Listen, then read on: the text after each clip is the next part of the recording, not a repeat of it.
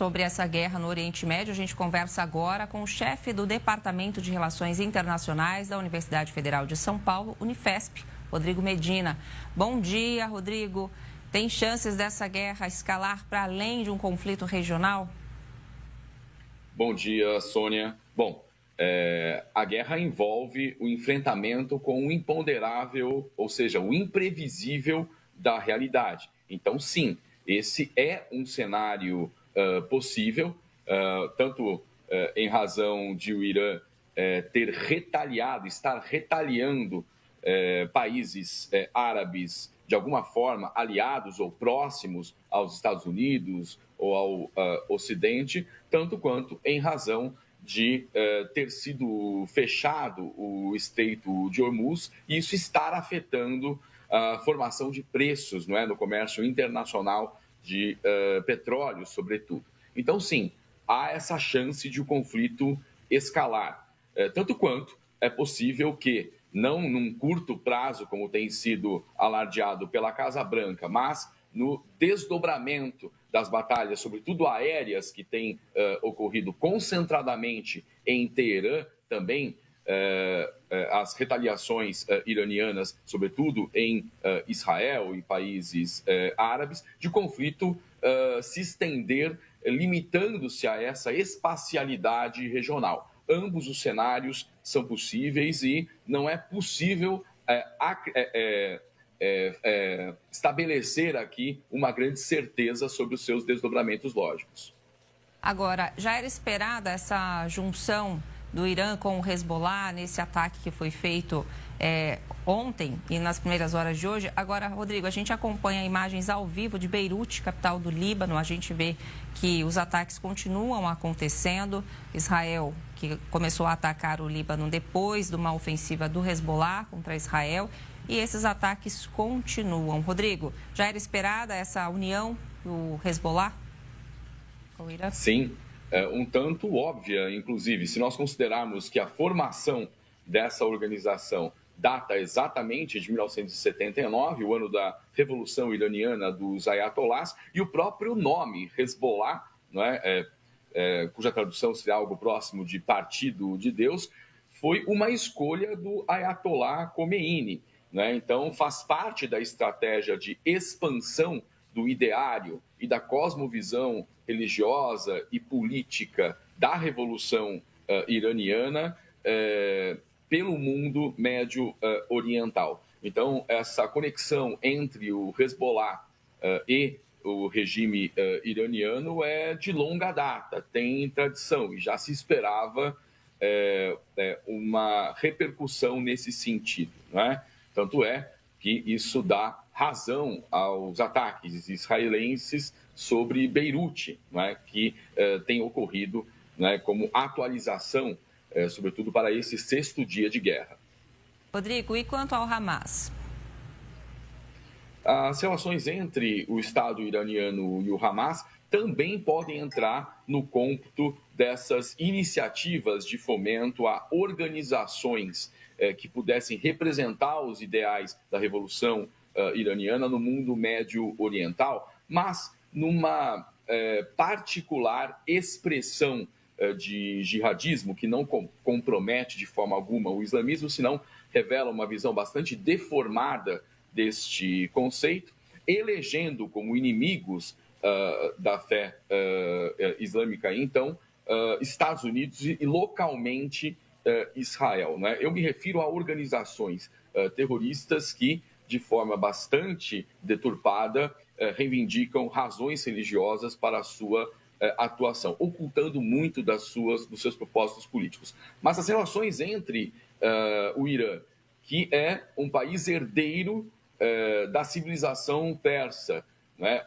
A sua população majoritariamente continuadora dessa cultura persa e professa uma fé islâmica a partir da obediência xiita, que representa algo como 20% da nação e da cosmovisão religiosa islâmica, enquanto, por sua vez, o Hamas tem uma identidade sunita que proclama o xiismo muitas vezes como inimigo, não é? E carrega o bastião da cultura árabe, assim a militância do Hamas se refere. Então, uma conexão bastante frágil, muitíssimo descontínua e que só se estabelece quando essas partes estão em conflito com um inimigo comum. Então, é diferente a relação entre Irã e Hezbollah e a relação que existe, né, entre Irã e Hamas.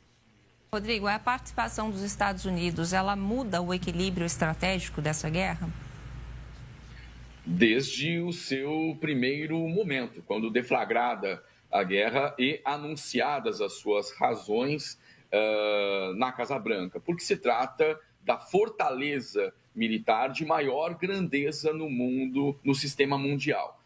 No entanto, essa superioridade militar absolutamente incontestável se comparados efetivos e recursos da arma de guerra iraniana, não é a totalidade das razões de uma vitória que, para além do plano militar, tenha repercussões políticas. Isso por algumas razões que vale a pena aqui lembrar. Em primeiro lugar, um imperativo geopolítico, né? Não estou falando de determinismo geográfico, mas o Irã é guarnecido por uma densa cadeia montanhosa, né?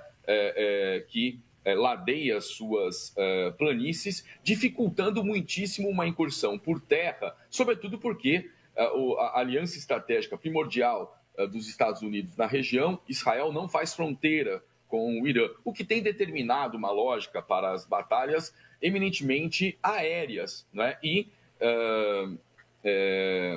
fazendo crescer em importância o uso de mísseis balísticos, né? Com pequeno e médio poder destrutivo. Com isso, um raio de possibilidade de ação bastante limitado às potências circunvizinhas ao Irã. Então, essa superioridade militar pode garantir e garantirá aos Estados Unidos manter-se na guerra por muito mais tempo, exaurindo as capacidades defensivas da arma iraniana. Mas isso eu posso arriscar aqui, afirmar, não se resolverá em 5 semanas, como disse o presidente Donald Trump, tampouco em 2 meses, a não ser que um fato político de grande magnitude ponha termo ao conflito, né? Ele tende a se prolongar para além dessas referências que, enfim, são dadas no plano narrativo e desacompanhadas de qualquer cálculo estratégico que se possa crer verídico. Esse fato político que eu mencionei, não é, que desdobraria o campo militar para os destinos políticos do Irã, se refere a uma eventual e muito pouco provável, segundo os termos da conjuntura presente, queda do regime. Isso porque não há uma oposição organizada na realidade iraniana. O herdeiro do Shah, Reza Pahlavi, que mora nos Estados Unidos, cresceu nos Estados Unidos, não é uma alternativa, não é, no processo sucessório para o povo iraniano, representa uma conservadora restauração monárquica que não interessa à juventude iraniana, que tomou as ruas desde o final do ano passado, com pautas bastante progressistas. E se os Estados Unidos, me parece, esperavam incitar ainda mais protestos populares, produzindo com isso a queda do regime, os bombardeios tiveram efeito contrário, né? Porque o povo iraniano optou, por razões de segurança muito óbvias, permanecer em casa e as ruas estão vazias, não é? Então, estamos diante de um cômputo de incertezas, não é? Apenas os desdobramentos podem ser calculados minuto a minuto, conforme os acontecimentos vão se sucedendo, né? Rodrigo, agora eu gostaria que você falasse um pouco, por favor, do papel dos organismos multilaterais, como o Conselho de Segurança na ONU, por exemplo, para evitar uma escalada dessa guerra. Não em poucas situações, sobretudo de conflitos armados, os organismos multilaterais acordados ao fim da Segunda Guerra Mundial manifestaram pouca, se não nula capacidade de pôr termo a eles e mesmo de conter ânimos daqueles mais dispostos à guerra. Refiro-me, por exemplo, à invasão norte-americana no Iraque em 2003, não é? A revelia da própria Organização das Nações Unidas. E acredito bastante razoabilidade na reivindicação da chancelaria brasileira e de outros países de uma reforma, não apenas do Conselho de Segurança da ONU, não é? Mas dessas organizações internacionais, sobretudo onde impera o poder de veto, caso do Conselho de Segurança, e onde os interesses desses atores fundadores, uma vez implicados, levam à própria inação dessas organizações, dessas instâncias. Nós estamos diante de um clássico enfrentamento, se considerarmos a teoria política, não é? Entre o idealismo de matriz kantiana, que acredita às leis, né, a possibilidade de manter em harmonia as relações entre Estados nacionais soberanos, e a força, essa que historicamente tem se demonstrado, não é, ser muito mais eficiente, inclusive para dobrar as leis segundo os interesses daqueles que, numa condição superior de poder, podem impor a outrem a sua vontade por meio do uso ou da ameaça do uso da força. É como nós podemos caracterizar a política externa norte-americana nessa segunda gestão Donald Trump, não é? Impondo-se exatamente na defesa da paz. Muito curioso isso, não é? No plano discursivo, mas é a paz do dominador, aquele que, fazendo terra arrasada sobre os seus inimigos ou antagonistas, impõe uma paz sobre mortos. Escombros também, né? Ainda falando do Conselho de Segurança da ONU, a gente teve um fato curioso e diferente, que a Melania Trump presidiu uma reunião do Conselho de Segurança, né? Era um tema de crianças, tecnologia, educação em conflitos, mas de toda forma, isso passa uma mensagem diplomática de alguma maneira, Rodrigo? Veja, é comum, em termos de estratégia política, tentar distensionar contradições quando há o uso incisivo da força por meio de estratégias não beligerantes. Retomando aqui um conceito que é caro à teoria e à ciência política, que é o conceito de hegemonia, o uso incisivo da força, que se opera desde as relações econômicas, vamos, por exemplo, tratar do tarifaço movido pela gestão Donald Trump contra o mundo, né? Uma espécie de guerra tarifária. E também a partir das relações políticas, incluso a força, né? O uso da força no plano internacional. O resultado dessas práticas de dominação é o desgaste das imagens políticas do dominador. Então, a tendência é a de estabilizar o poder, ampliando-o na direção da liderança intelectual moral. E os Estados Unidos, durante os anos 1980, parte dos anos 1990, investiu bastante na sua indústria cultural, sobretudo filmográfica, também a indústria fonográfica, a fim de propagandear, por meio da chancela American Way of Life, não é? De que a sua atuação no espectro internacional se daria em defesa não dos seus interesses particulares, mas em defesa do mundo livre, entre aspas, né? Da democracia. Esse discurso vai se desgastando já desde a segunda metade dos anos 1990 e mostra-se absolutamente ineficaz para compensar todo o desgaste político resultante do recrudescimento das suas intervenções no espectro internacional. Portanto, não há mais propriamente uma hegemonia nesses termos que aqui eu coloquei, senão a redução do poder à pura e simples dominação, o que resulta num poder instável, porque aqueles que obedecem porque temem o dominador, obedecem até o limite da suportabilidade desta condição, né? Por isso, afirmar, por mais que tenhamos uma fortaleza militar norte-americana e um grande poder econômico, a própria instabilidade do poder. Rodrigo, excelente explicação, muito obrigada. E eu queria trazer agora um outro ponto da guerra, que é o seguinte: ontem a Guarda Revolucionária do Irã afirmou que o Estreito de Hormuz está fechado para navios dos Estados Unidos, Israel e Europa. E isso já impacta o mercado de energia mundial. Pois bem, ali está o grande ponto de tensão, não apenas deste conflito, mas neste momento de todo o mundo médio oriental. Né? A tendência é convergirem todas as forças implicadas na contenda, mas, e aí esse é um elemento que deve nos preocupar bastante, as grandes potências a quem interessa esse contencioso para aquela região. Né? Então, eu acho que o nosso sinal de alerta está em qual sentido? Né? Potências como Rússia, China, sobretudo, a quem interessa o petróleo que por ali passa, enviarão navios de guerra para a região. Potências europeias tendem também a fazê-lo.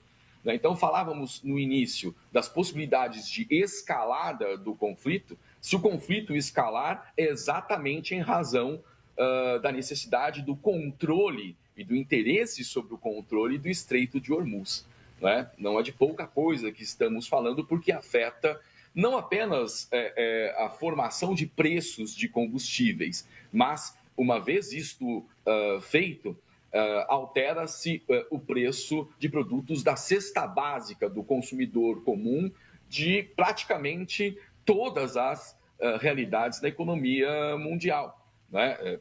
É um desdobramento da alteração dos preços de combustíveis, porque o modal da distribuição do capital produtivo em várias dessas realidades é o transporte rodoviário. Né? Então, isso repercute na inflação de várias economias. Então, veja o coeficiente de poder, né, que significa o controle sobre este enclave do modal, né, de desenvolvimento baseado na matriz energética dos combustíveis fósseis. Agora, Rodrigo, falando, já que você trouxe China e Rússia, qual que é a tendência do envolvimento deles nesse conflito? Apoiadores indiretos, observadores ou mediadores? Qual que é a tendência nesse momento? As grandes potências têm operado nessa condição de observadores, né, com grande chance de converterem-se em fomentadores ou patrocinadores da própria guerra, fazendo lembrar muito da lógica das guerras por procuração tão comuns ao período histórico da Guerra Fria. Muitos dos conflitos travados no Oriente Médio, a recente guerra proclamada pelo Ocidente contra o Estado Islâmico, já carregavam essa característica, né, das guerras por procuração, mas, como eu disse, uma vez estando seus interesses diretamente implicados, há reais possibilidades dessas potências descerem um degrau, né, nos termos dessa guerra por procuração, em direção ao chão duro e concreto dos campos de batalha. Né? É claro que nós estamos falando apenas de uma possibilidade, mas ela não é mais tão remota como outrora pode ter sido, não é? De o conflito escalar, provocando o envolvimento dessas grandes potências. Eu acho que, repetindo, o sinal de alerta de analistas, da classe política, de tomadores de decisão, deve estar dirigida para este ponto do mapa, o Estreito de Hormuz. É ali que o conflito, ou em razão do seu controle, pode escalar a níveis incalculáveis, por assim dizer. Porque o que nos incomoda, não só a mim, mas a colegas que se debruçam sobre o problema da guerra, é uma falsa convicção da parte de estrategistas, políticos, tomadores de decisão, de que seus cálculos são assertivos e nada escapará ao controle. Bom, basta estudar a história para se verificar que questões muito pontuais, imprevisíveis, sobretudo, né, podem ocasionar dobramentos e fazer escapar ao controle de quaisquer cálculos estratégicos a própria realidade. E assim que guerras de larga envergadura, né, que não são antecipadas por aqueles que dão razão a elas, né, acontecem com cômputo de não poucos milhares e milhões de mortos. Ou seja, devemos observar atentamente aí os próximos movimentos. Agora, esses 6 primeiros dias de guerra, a gente já pode analisar a possível reconfiguração de poder ali no Oriente Médio? Sim.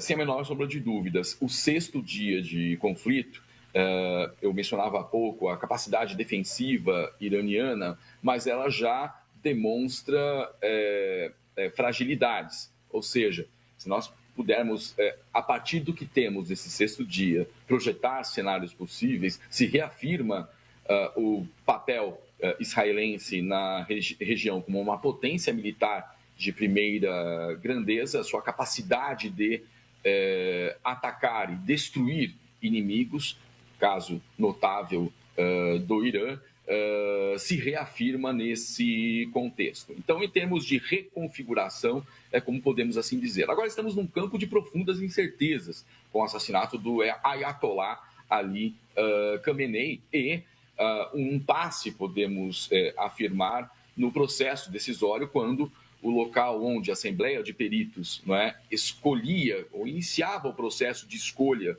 do sucessor do líder máximo da nação iraniana, o próximo Ayatollah, foi o lugar atacado pela coalizão Estados Unidos e Israel. O próprio funeral de Estado do líder supremo do Irã, o Ayatollah Ali Khamenei, chegou a ser adiado. Evidentemente, porque o local, em razão do simbolismo do funeral, poderia também ser atacado. Bom, no 6º dia de guerra, o que salta à vista em termos de atualização dos conflitos é a intensificação de ataques sobre Tel Aviv e Jerusalém, ao passo também de uma destruição muito maior sobre Teherã e o direcionamento da atuação israelense agora sobre Beirute, que tem a sua parte sul bastante destruída pelos ataques da última noite. Rodrigo Medina, que é chefe do Departamento de Relações Internacionais da Unifesp, muito obrigada por sua análise. Espero contar com você aqui em outras oportunidades para a gente continuar falando desse conflito que, ao que tudo indica, não deve terminar em breve. Obrigada mais uma vez, Rodrigo. Eu que agradeço, Sônia, agradeço a todos os espectadores e me coloco à disposição para futuras reflexões. Obrigada.